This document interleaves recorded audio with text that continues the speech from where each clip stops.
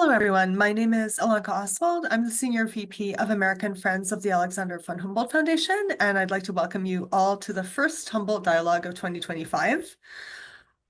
First, I want to say a few words about American Friends of AFAvH, who, for those of you who may not be familiar with us, American Friends of the Alexander von Humboldt Foundation is the U.S. partner of the AFAvH in Bonn, Germany. We are a nonprofit professional partner of the AFAvH and the 6,000 members of the U.S. Humboldt Alumni Network in the United States. We are a transatlantic bridge builder, and programs like the Humboldt Dialogues bring together our alumni and other experts to address the critical issues of the day. I will now turn things over to our moderators, Akasemi Newsome and Hugo Sanabria, who are also our board and DEI committee members. They've put together this event for us, and we're very, very grateful. Please note, you will be able to ask questions by typing your questions into the Q&A panel during the second half of the program. Thank you very much, and without further ado, I turn it over to Akasemi and Hugo. Thank you so much, Alanka, and welcome to all of you.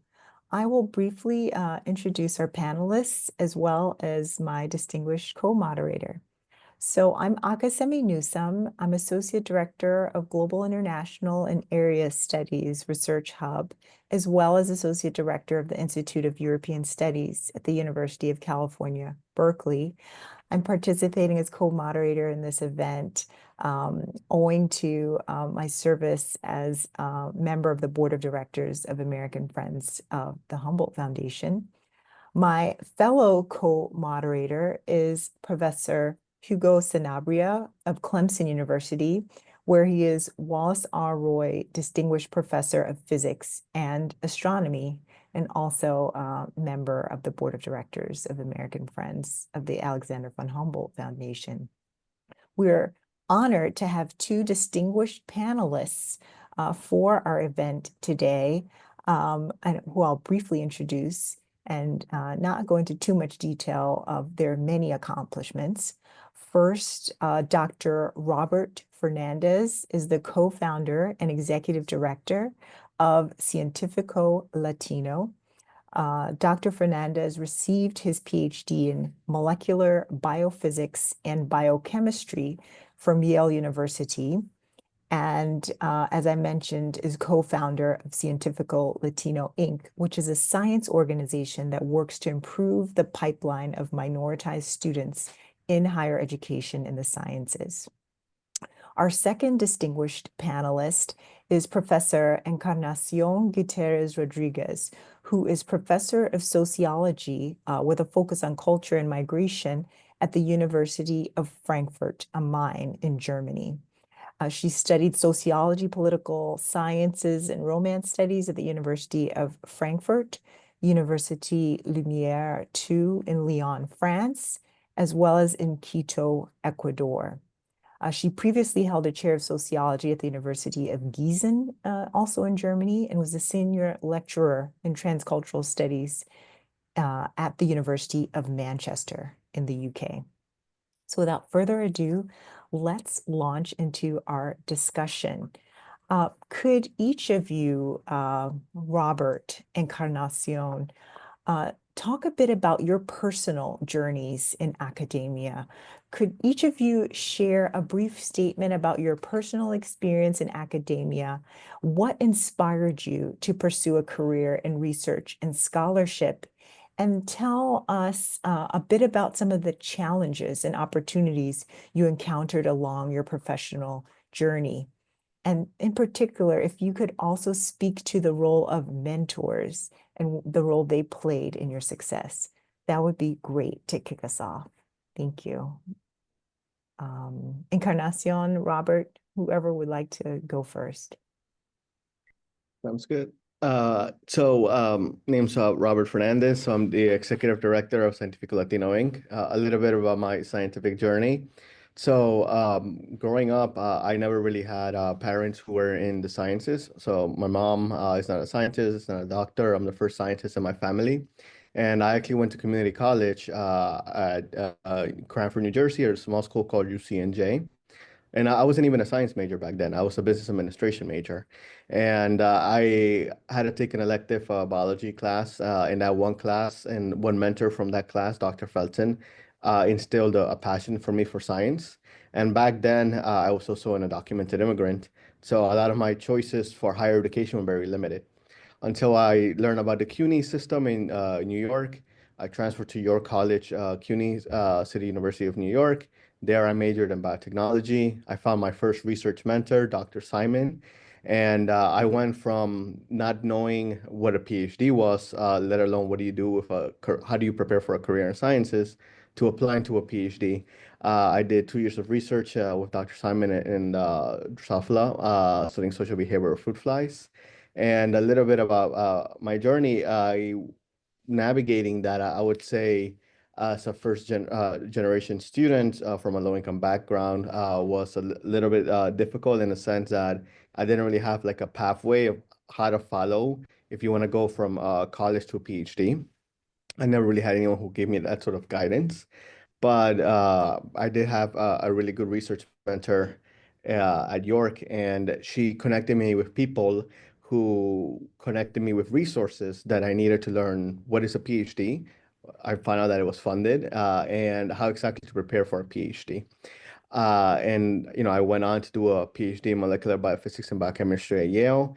And my journey kind of navigated from being in a very rich and diverse environment in Queens, New York, to being pretty much like the only Latino PhD student in my track, and maybe one of three out of the entire department. So it took 4 years to just see more representation in my department. And navigating that, I would say, was a little bit isolating at first, just trying to build community with people who are a little bit more privileged than you, have different expertise than you, and also being afraid of wanting to ask for help. Because for me, I didn't want to be like, oh, I need help, because I didn't want people to be like, of course he needs help, he's Latino. And I had to learn how to navigate that my first year. So I kind of went from being afraid of asking to help to being confident in asking for help, reading a lot of scientific papers to understand the topics, and taking advantage of the resources offered there to make sure that I persevered throughout grad school. And I kind of like summing it up a little bit as my first year was like, I don't think I belong in grad school. My second year is like, I'm starting to think I belong here. And my third year and beyond is like, it's not enough for me to belong here. I want to make sure that other people like myself belong here. And that experience kind of like navigated the pathways for me to later on start my own nonprofit, helping students from underrepresented backgrounds get into master's and PhD programs in the sciences through Cientifico Latino. And that's what I'm currently doing now as the executive director. Thank you so much. Encarnacion? Yeah, thank you for the invitation, also for opening this forum to share our pathway, and also hopefully also to accompanying or be part also of the pathways of others. Maybe to my background, my parents arrived in Germany in the 60s, 61, as part of a program that was called in Germany Gastarbeiterprogramm, so the guest workers program. And at that time, Germany was recruiting from the Mediterranean countries, from Morocco, from Turkey, until 1973, where there was the stop of recruitment of migrant workers. And Spain was one of those countries. And the regions my parents are from, Andalusia, the south of Spain, was one of those regions at the time, with a high percentage of illiterate and peasant and urban working class. They saw an opportunity to go to Germany. The time also, the persons that were recruited as guest workers were recruited as young people. They were supposed not to be married, and they were supposed to work just for 1 or 2 years, and they were perceived as unskilled workers. I'm telling this long story because as a Spanish citizen, We had a different Spanish immigration process since then. There've been also immigration process in 2007, 2008 due to the crisis in Spain, where highly skilled also scholars migrated then to Latin America and other parts in Europe and also United States. But my background is a working class background, and it has to do with this kind of time in Europe where those regions were actually perceived as regions that weren't part of this 1960s, 1950s industrial boom that you had then in France and Germany.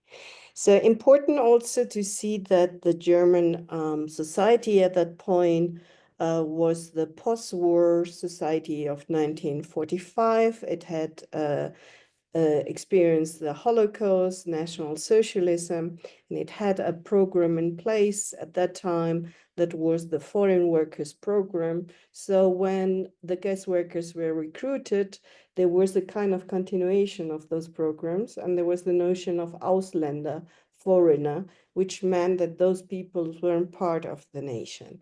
And though in 2004, 2005, Germany finally has acknowledged that it is a country of immigration and it defined itself as Zuwanderungsland, country of immigration.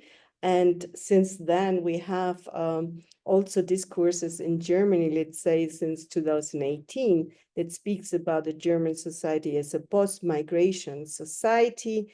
With still this kind of Ausländer is still reminiscent in different ways how people arriving to the German society are treated. Today, especially refugees, especially people seeking asylum, but also the different struggles in the civil society in Germany to acknowledge German society as a transcultural society, a society where also Black people of color and persons with migration biographies and histories live is still a site of struggle, a site of containment.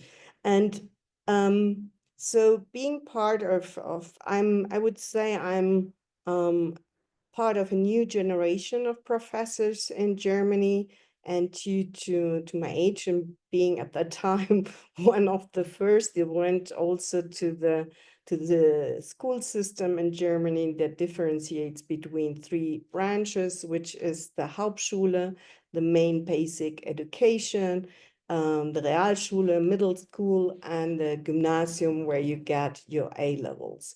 These three parts differentiation of the educational system is very much class, race, and religion and nationality based divided system. So in the Gymnasium, you will find mainly children from households that we will call middle class, white, German, Christian household. So in those schools, you will have a minority of persons with refugee, migration, diasporic biographies, while the Hauptschule, the kind of basic school, is mainly also a place where you will find people arriving newly to Germany, and especially groups with a migrant class and refugee class background. This is very determinant because this will also define if you will have access to advanced education and higher education. So I was privileged on that level that I was part of a community of Spanish migrant parents that were also crossed by the fact that Spain, at the time, 1960s until 1975, so from after the Civil War in Spain, 1936 to 1975, we had a dictatorship, the Francoist dictatorship, so that the migration from Spain was very much connected to the Spanish exile and was very well politically organize and socially organize the parents. And so they have this network of parents where they were providing Spanish classes in the afternoon for the children, but they were also very knowledgeable about the German system and were trying to inform themselves about how to promote their children. Though most of these parents were also working class or peasant parents, but they were very well organized. My parents were part of this network. And so when I arrived in Germany, I was born in Germany, but got back to Spain and came back when I was 8 years old and I couldn't speak German. And so when I was supposed to register to the basic school, to Grundschule, my mother was told to it was first refused because I didn't speak German, and she was told to put me in a Spanish-speaking school. At the time, there were specific schools for Greek, Spanish children, so to not be integrated in the German society and being able to return to Spain. And those schools were more not very well the infrastructure wasn't very well, and they weren't really meant to promote children to go to the Realschule or the Gymnasium, so these higher strands. And so my mother went to this network of parents and told them that the director of the school refused her daughter. And they said, no, that's not, they can't do that. It's your right to have your daughter in there. And so they wrote a letter, and I was part of it. I was accepted in the school, and I had a very good teacher. If you think about mentors, a teacher that could understand the fact that I wasn't skilled in German at that point and was still promoting me. So that I was also, also the German system, after 4 years being in this basic school, you get a recommendation if you could go to the advanced school or to the main school and so on. And I got the recommendation to go to the advanced school, which was quite specific at that time because there were very many students from guest workers, families in the schools. So to make the story short, I had a pathway like a lot of working class migrant kids at the time.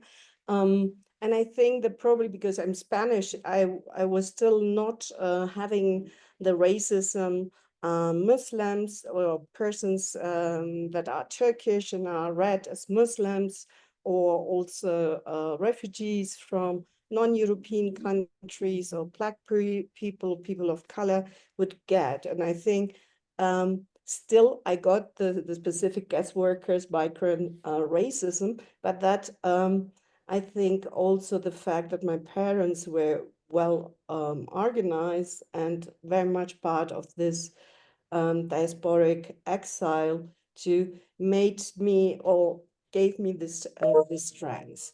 But what was very key for me, because I didn't see myself becoming a professor or studying, because I'm also a first generation academic, was that in order to get a fellowship for my PhD, I got accepted into a graduate program of the German research agency, DFG.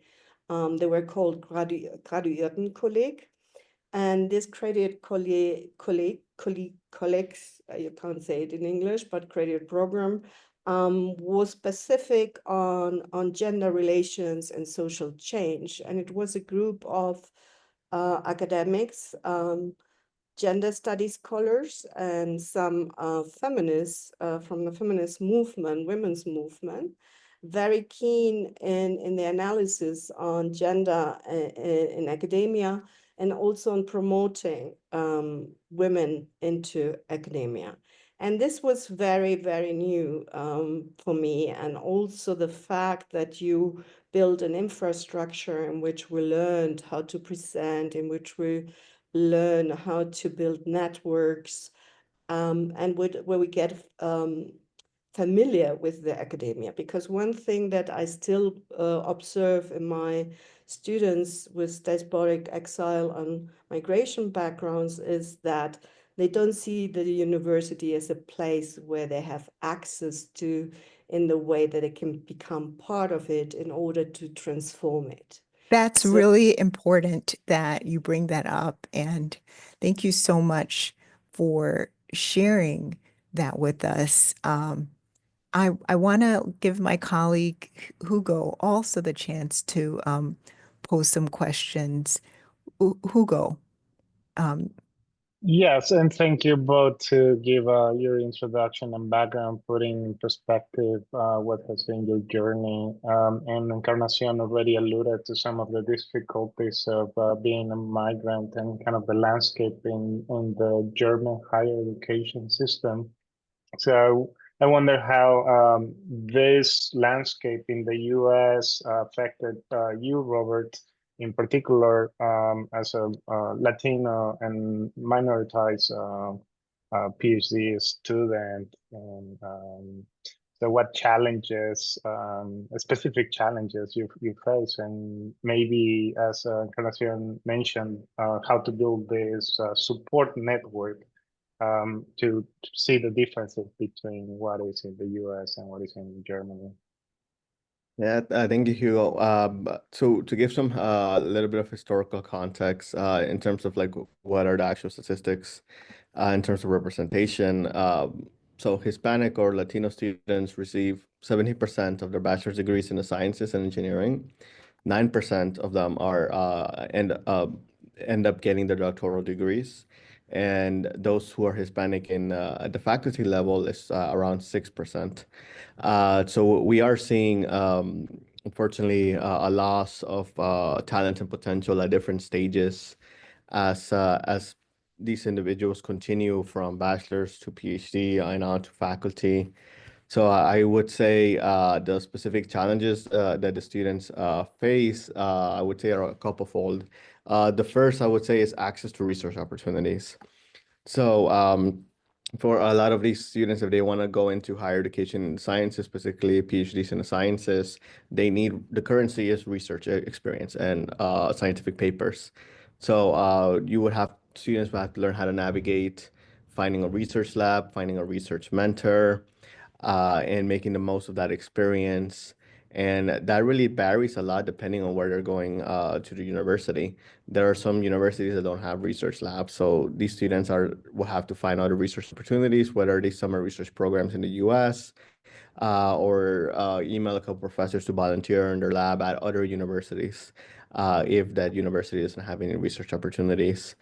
And I would say that's an obstacle because even trying to find research experience is one thing. Trying to find a paid research experience, it's almost unheard of at the undergraduate level. You do get paid if you do the summer undergraduate research programs from June to August, but being paid throughout the year, it's very, very difficult unless you are paid through a professor's grant. But even then, most of, at least from my experience and from most of my students' experience, they were volunteering let's say 10 to 20 hours a week in these research labs, building up research experience unpaid, while also taking their full undergraduate courses and having to work different jobs on campus as well. And at times, some of my students had to decide, do I want to continue my research experience or do I just go into the workforce where I can earn some money to support their family? So unfortunately, it's a decision at times where some students were deciding, do I do research and invest in myself or do I go into the workforce?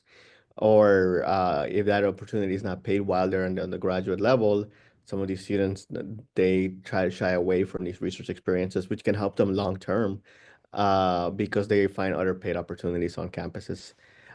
So I would say one obstacle is finding the research experience. Once you find the research experience, another one is learning how to navigate the entire grad school application system.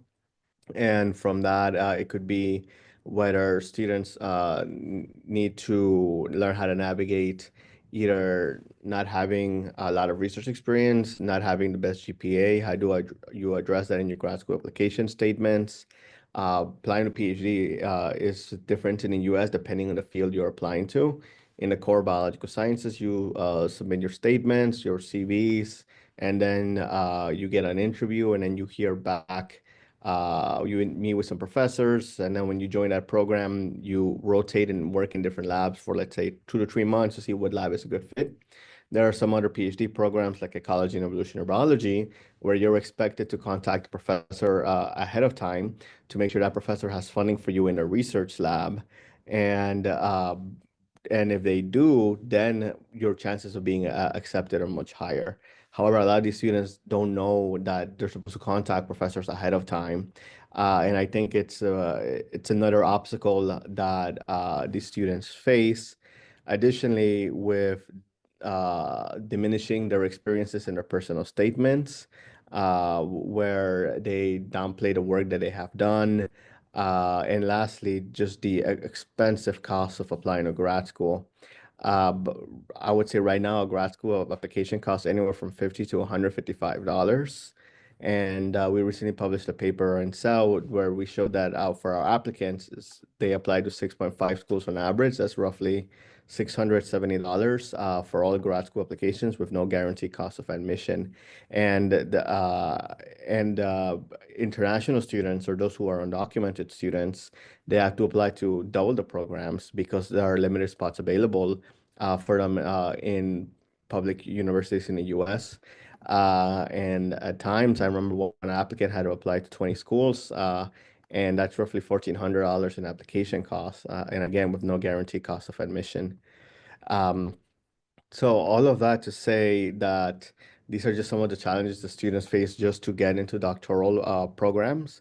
And I haven't even gone into the fact that the challenges of relocating to grad school, where we talk to some of our students, and a lot of our students are building up credit card debt or taking out personal loans just to reallocate to grad school.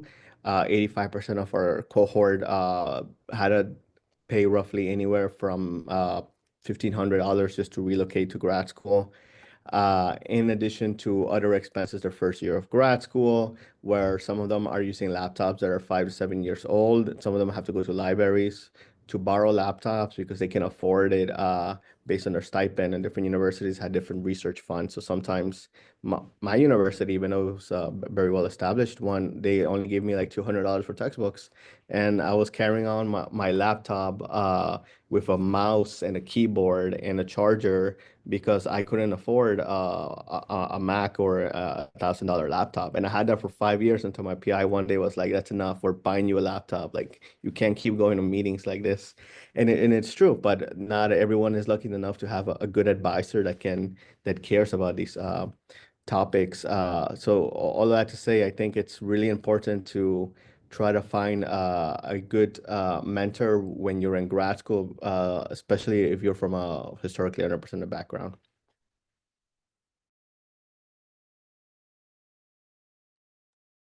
Thank you, Robert. Thank you. I'm going to give an opportunity to Akasemi to ask a following question to Encarnacion. Okay, to shift gears a little bit, I'm wondering, Encarnacion, if you could address issues of freedom of speech and academic spaces. So, as we're all very familiar, freedom of speech is a complex issue on both sides of the Atlantic, especially in light of recent political developments such as debates around gender studies, debates around colonial legacies, the October 7th attacks in Israel, the war in Gaza. From your perspective, how has the discourse around freedom of speech shaped university campuses in Germany, particularly regarding research topics, student activism, and then to hone in on the experiences of Latino and other minoritized students and scholars? Would be very interested to hear your perspective on that coming from Germany, Encarnacion. Thank you, Hugo, and thank you, Akasemi, for the questions. I would just go briefly to Hugo and then continue with your question, Akasemi. Maybe, and that touches also the question you raised, Akasemi. Important in German universities, which on the level of course, we still have a very good system of education, where education is mainly free, but of course then it's about maintenance costs and also the possibility to work aside in order to be able to study. But what is important also in the university as an institution is that the notion and acknowledgement of German society as a transcultural society or creolized society would be acknowledged. And that's so important that we don't have specific mentors, we don't have specific programs directed to Black scholars, to students of color or migrant students. So we don't have any programs on that level. We had a few discussions in 2015, 2016, when we had the summer of migration and the refugees to open the university for refugees. This was very brief and never was institutionalized. So we actually need to, our struggle is really to transform the university and have on all levels this transculturality that we have in the German society. So have professors that are people of color, migrant, Black professors, scholars, and so on. And as long as we don't do that, the students don't see themselves as part of that institution. So I say that because the freedom of speech, the whole discussions we had in Germany since 7th of October 2023, and the kind of solidarity that has been on campus in regard to Palestine and in regard also to mourning and mourning the victims in Israel, but also in Palestine, has been very, very key in order to be able also to mourn the victims and the human rights and talk about human rights in Palestine. And why I'm saying it is because the camps that were in solidarity were actually camps that demonstrated the transcultural composition of German society. It has been a post-migrant place all over in all the universities in Germany. So all of a sudden we had political subjects that shows actually the global entanglement in which German society is, and they have demonstrated that actually German universities are already transcultural post-migrant places. So it is also a way of acknowledging the entangled histories and the multidirectionality of history in Germany. So colonial histories, the histories of migration, and the contemporary conflicts that also articulate those entangled histories and the subjects that actually articulate it. So the question of freedom of speech is one that touches on the fact that this society has been transformed. It is a transcultural post-migrant society, and is a society in which racism is not a particularity, is something that is constitutive for the society. So we can't just talk, oh, this was just something that was biased, or this was just a sideline, something that is key for the development of society to have an anti-racist stand.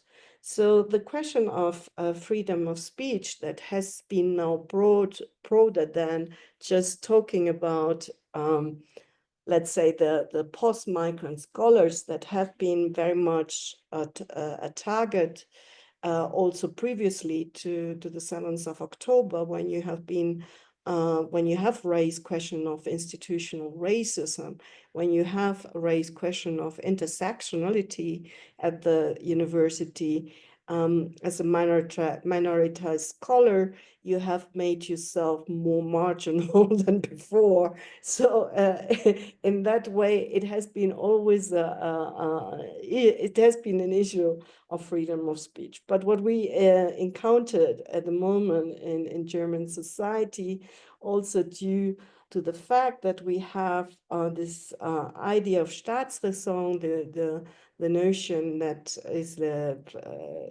raison d'être of the state, that is in solidarity with Israel, that we don't differentiate between authoritarian and fascist articulations, and that can't be approved. And actually the fact that the Netanyahu is being condemned by the International Court of Justice and so on, and that we still have for example, Scholz saying, yeah, he can come to Germany, or Merz inviting him.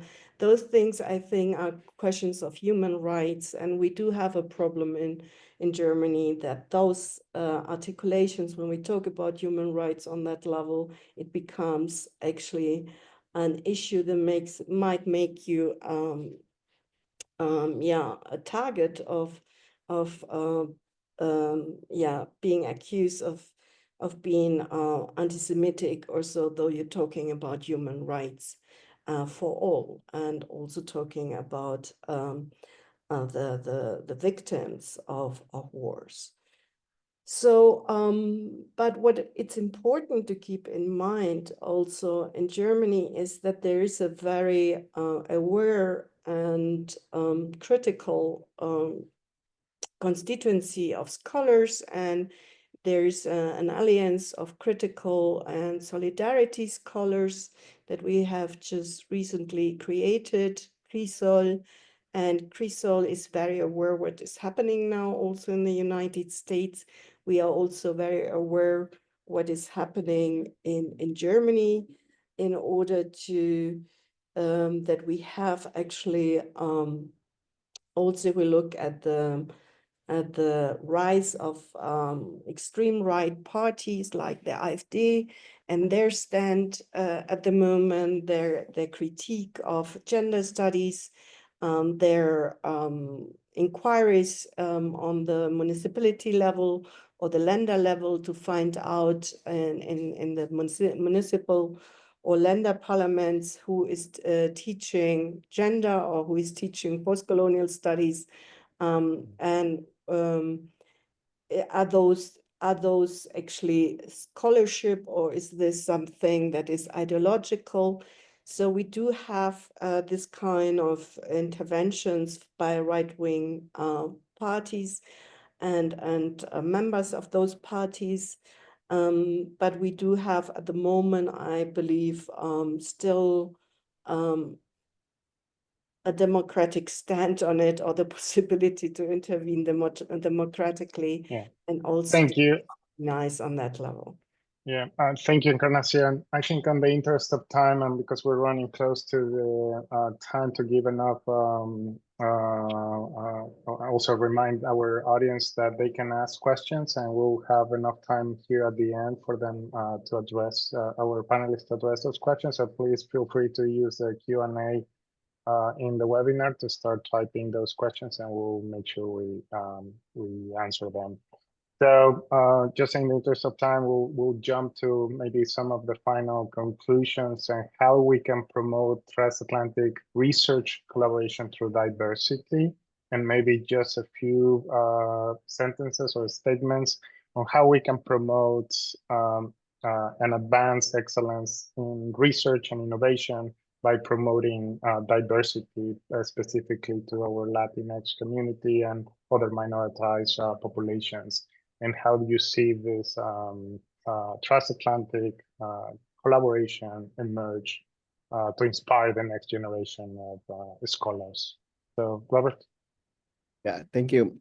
So I think right now, I would say that a lot of the scientists in the US are interested in studying abroad because of what's going on currently in the political climate. So I think something that could be an idea to take advantage of right now is let's start building these transatlantic collaborations, whether it's networking meetings between scientists in the US and scientists in Germany, whether it's meetings from those from underrepresented backgrounds on scientific topic matters. Just learning, just because a lot of the students, at least that I've talked to, are who do finish their PhD in the US, they have a lot of friends who went to study in Germany, but are unaware of how exactly do I prepare for, let's say, postdoctoral studies or PhD studies in Germany when they're starting off in the US. And there's a lot of knowledge and gaps there that can be filled. And I think that's one key opportunity for mentorship right there, where you could do a mentorship program helping either college students in the US study abroad for their PhDs, or PhD students in the US studying abroad in Germany for postdocs. And I think one is not just a mentorship program, but building community. We all have different skill sets that we can learn from each other. So different professional development workshops as well. And I would say just having more meetings where you can just talk about what's going on in our respective climates and how are people working together, or changing their language to ensure that their funding is secure. I think it's another possibility as well. Thank you, Robert. Encarnacion, do you want to add something before we jump into the final remarks of each of Yeah. you? I think it would be good to have cooperations with entities like Crisol, for example, and there might be a possibility also to build up alliances, and also we already have, of course, we are part of different networks with colleagues in the United States, and we are meeting in those networks also because of the situation at the moment. We heard that a lot of funding have been withdrawn. So, yeah, and there are also experiences in the Humboldt Foundation, of course, with that, the Philipp Schwarz Initiative, for example, that is for academic at risk, and where we also had colleagues from Turkey through this initiative being part of German academia. So I understood I should be brief because we are no. Yes, and maybe now to almost close before we open for questions from the audience, is any final remarks that you want to mention that maybe was not addressed before, and just thank you again for your participation and your comments and your insights. Robert? Yeah, let's see. I guess in terms of final remarks, I guess maybe just talking a little bit about what's going on in the US in terms of political climate, where especially how it's affecting students of color interested in pursuing scientific careers. We've seen summer research programs lose their funding. We've already had a lot of college students who were interested in summer research just are no longer have that opportunity. We've seen some of the grad school preparation programs, postbac programs, lose their funding. I think some of them got some of their funding back, but regardless, and also grad schools pausing admissions, rescinding offers. We've had, unfortunately, several of our mentees in our mentorship program had rescinded offers, and this, I think if this continues, it's just going to delay the scientific potential of the US. And it's also going to affect the uh, economic growth of Latinos in sciences in the long run. So hopefully this is not something that's sustainable. I hopefully their universities are able to find ways to find their own funding to support these programs that were cut federally. I think that we need to create this kind of forums and have this exchange, because though Germany is not in this situation at the moment, but we had due to the the solidarity with the students on the camp. In the camps, we also had political debates, especially from a former cultural minister that was saying that she would need to revise the funding we get, especially the scholars that were in solidarity with the students. So we do have this kind of discussions. And so it is very important to keep ourselves strong and also in solidarity and have these exchanges. And of course, we also need to see where we are to continue on with the work. And though this situation is very immobilizing and it's not good, and it's also hitting especially minorities and students. And maybe I didn't say very much about Latinx students on German campus, because there are a minority in regard to the other students, and some are part of the migration and exile and diaspora, and others, and then we have a group of international Latinx students in German university. And they've been also part of what I have described as transcultural post-migrant university. They're also very often engaged in those events.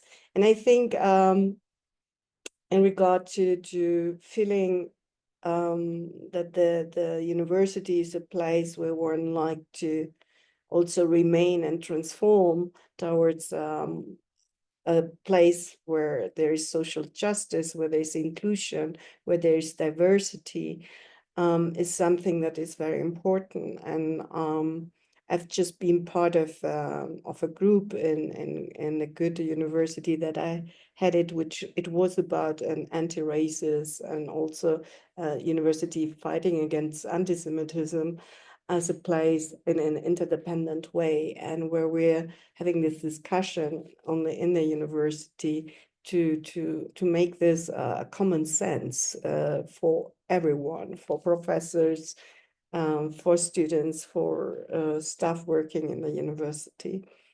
And this is very key, I think, to also stop this attempt to create a different hegemony or right-wing hegemony in the universities. And what we see also in Germany, maybe in regard also to gender studies, when the head of the right-wing party, in one of her last speeches, she said that she would get rid of all the gender studies professorships if she would be in power. And immediately all the gender studies scholars got organized, and we built a network. And so we are in touch with different political agencies and institutions, and trying to make clear that all the institutions need to stand for gender studies, need to stand for diversity and inclusion. And so I think, that's the situation. Yeah. Thank you so much, Robert and Encarnacion, for your expertise and your insights. We do have 10 minutes left, so we do want to take questions that any members of the audience may have. You may either raise your hand or post questions in the chat. Now is the time to jump in and let us know if there are burning questions that you would like to pose to our panelists.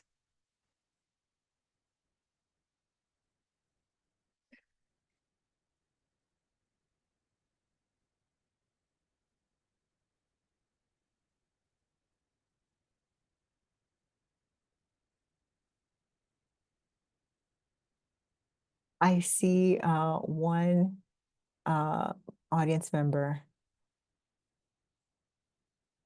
Please, Anne, you can unmute yourself. Okay, can you hear me now? Yes, we can hear you. Great. Thank you very much for your presentation. This is an area that I've been working on in both countries for much of my professional life, so I was very interested to hear your comments. And I'm particularly interested in the situation in Germany, because that, for me, is a bit more complex to get a full handle on. One of the things that has always troubled me is the difficulty with data. And I wondered if our speaker could have some insight on how to actually track how careers progress when Immigranten, or what is it? Immigrantenhintergrund isn't really terribly helpful. And maybe you're aware of current studies about particularly such immigrant populations or second or third generation immigrant populations entering PhD programs in STEM. Thank you. Encarnacion, I think that's for you. Yeah, there's no much research on the topic. So we have the work that Ayla Neusel, she is an engineer and also from one of the first Turkish scholars in Germany, became a professor. She has been very engaged also with gender in academia. And she has this wonderful article also from 2017. It's in German. I can pass it on, a book chapter, where she talks about how to define the group of, she called it mobility, international, migrant, and then there is also this terminology that it's about foreigners from and within Germany, which is a strange way of trying to capture it. And we had also from DSIM, so the agency that works on integration and migration in Berlin. They've been lately also doing a monitoring on racism and created the NADIRA, so National Diskriminierungs- und Rassismus Monitor, that is trying to get this kind of data. But in regard to higher education, especially STEM, we don't have so much data, and we do have some studies. I came now across also checking what is new from a working paper by a group of colleagues also from DSIM that have been looking at the career paths of scholars with a migration, Black, people of color context, and that we're working within the area of integration, migration, and discrimination. So a very specific sector that we have. And it's more qualitative study. And what they found out is that networks and also mentoring is very, very key for remaining in academia. And but also those scholars that they interviewed, they also spoke about gatekeeping and also the lack of networks and also marginalization as barriers to continue the path. There is, of course, due to the attempt also in Germany, because besides having this anti-migration populist discourses at the moment, there's also a clear statement by the German state that they need highly skilled migrants and also scholars, and especially in STEMs, for example, but not only in STEMs. And if you look at this excellence initiatives in Germany, like the Berlin Alliance, so the 3 universities in Berlin that got together and got a grant as an excellence university, or other excellence universities in Freiburg, or also in Tübingen and so on. What is part of this excellence initiative is diversity is key to it. It's transversal stream in it and is constitutive for the programs. And there've been also a recruitment of international scholars. And also in regard to STEMs, for example, my own university, you will find international scholars in these areas. There's some areas like my own sociology that is very stubborn on that level. That's mildly sad, where we need to have this transformation. The sociology is not just white and German, and sorry. Thank you, Encarnacion. And we have another question, this one directed more towards Robert, from Louise. What are some specific things that faculty members can do to mentor undergraduate students that don't cost money? I understand the importance of funding, but some faculty don't have resources. If you could just share that, Robert. Yes, actually, I just shared the question, but in short, I would say there are a couple ways. First, I would say is assess what exactly the undergraduate student needs help with. Are they PhD bound? Are they MD bound? So first, trying to figure out what are their career interests. After you find out their career interests, connect them with someone in that field. I had one of my students who was interested in doing an MD MBA, had no experience with that. And back then, one of my earliest mistakes is just sending her information on like summer research programs in STEM, which was not helpful at all. So I ended up connecting her with a colleague of mine who did an MD MBA, and just that one conversation really helped her navigate that path.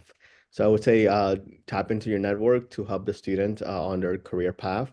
If they are interested in a career path in the sciences, having a discussion with a student, just navigating, are you interested in applying to grad school now? In the future, if you want to apply in the future, how can we prepare you for in the next 2 years to help navigate that path? Do you need more research experience? Do you need to attend scientific conferences? Have you presented your work? Are we working on a publication? And if they are interested in applying to grad school, whether it's in the US or in Germany, I would say helping them give them an overview of how that process works. A lot of the students know that they're interested in careers in sciences, but they're not certain as to like what school should I even look at? What are things I should consider when applying to grad school? Should I pick a lab based on just the name of the PI or the scientific field? And sometimes students think that whatever they work on their PhD is whatever they have to work on for their entire career. And I think that's a big misconception, because the whole purpose of a PhD is to get you trained to be a scientist. So I think just having conversations with those students and mapping out their career trajectory will be very helpful. Great, thank you. We have one other question from Antonia who let's see, I think it's really directed at both of you, and we can close with your responses to this final question. Could you imagine that presidents of German or European universities would make statements of solidarity to support US universities currently targeted by the Trump administration? Or do you know maybe of some statements that have already been made to show transatlantic solidarity and support? So I don't know, Encarnacion, you're rooted in Germany. Perhaps you can go first. Can you hear me? Yes. Yeah. Okay, I just sent you the link for CRISOL, the Alliance for Critical Scholarship in Solidarity. And I think that it would be good if you can also be part of it, or if you try. I mean, it's open for everyone. It is especially for scholars in Germany, but within this context, such a suggestion that I think is a good suggestion could be discussed. And of course, it should be also something that we need to discuss in the universities we are in. And I assume that it will be discussed also in the university, due to the fact that a lot of us are also networks whether funding has been withdrawn now. So this should be also something that should be discussed then in our universities. And yeah, of course, I think that this is very important that the universities do have this articulation. And as I said, when we have created these gender networks, but also networks in regard to migration, in which we are asking also the universities to have public statements on their commitment to gender, the commitment to diversity, and the stance for migration also. Yeah. Thank you, Encarnacion. Robert? Yeah, I think having a statement would make a big difference, whether if it's presidents of German or European universities. I think, and this is just my personal opinion, with all of what's currently going on with a lot of universities losing funding for DEI, I don't think the administration is aware of the long-term impact of what they're doing in terms of losing so many promising scientists. And that these scientists, and some of our students also have reached out and they're like, do you help students applying to European or German programs or Japanese programs? Like they're going to lose a lot of talented scientists. And by these presidents making these statements that they're supporting the students who are interested in going abroad and studying there or are in solidarity with Harvard, it's going to drive a lot of students abroad. And I think that's something that has to happen for the administration to see that they're just diminishing academic potential in this country. Thank you so much, Robert. Hugo, I'm going to give you the last word to close us out for this excellent event and the thank yous. Well, first of all, I want to thank the Alexander Humboldt Foundation and the American Friends to allow this dialogue to happen and have these conversations that was mentioned, where we need these spaces to bring this to attention.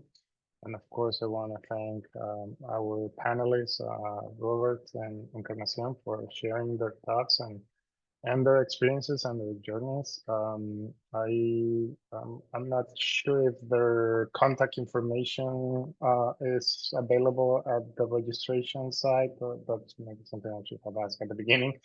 But it would be good also to keep that conversation alive, and I appreciate again your time and effort to make this happen. And for everybody that joined us, thank you for your time. Thank you for joining and listening and participating in this dialogue.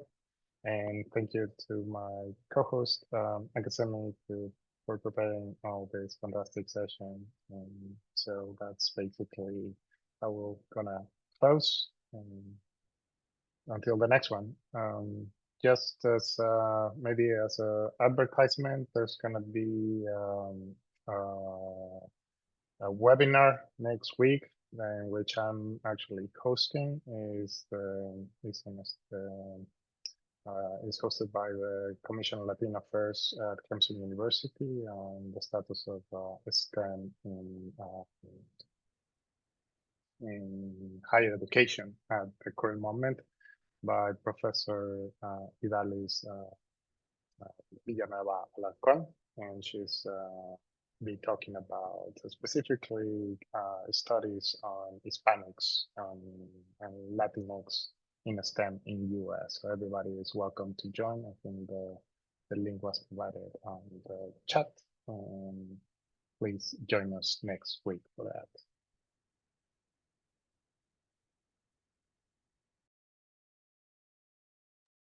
Ilanka, something to close? Thank you so much. Thank you, Akasemi and Hugo, for organizing this. Thank you, Encarnacion and Robert, for your thoughtful insights. We hope that this is the first conversation of many. Thank you so much for our attendees, and we hope to see you at a Humboldt Dialogue in the very near future.